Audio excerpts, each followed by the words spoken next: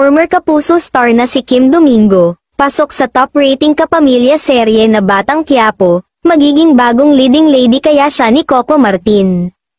Certified kapamilya na ang longtime Kapuso actress at modelong si Kim Domingo. Kinumpirma ng All-Star Magic sa kanyang ex na dating Twitter ang paglipat ng magandang aktres sa ating ABS-CBN matapos ang 7 taon bilang isang Kapuso. Nagsimula ang kanyang career bilang isang contestant sa Little Miss Philippines ng noontime show na Eat Bulaga, noong siya ay 5 taong gulang pa lang kung saan siya ang 4th runner-up, at nasilayan din siya bilang Money Girl sa dating programa ni Willie Revillame na Will Time Big Time ng TV5 noong 2012.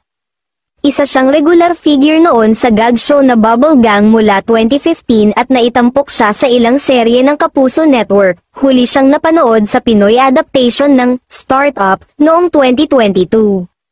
Naging remarkable rin ang kanyang pagganap sa pelikulang Mang Kepweng Returns noong 2017 bilang leading lady ni Kuoy's Bong Navarro na si Alisa.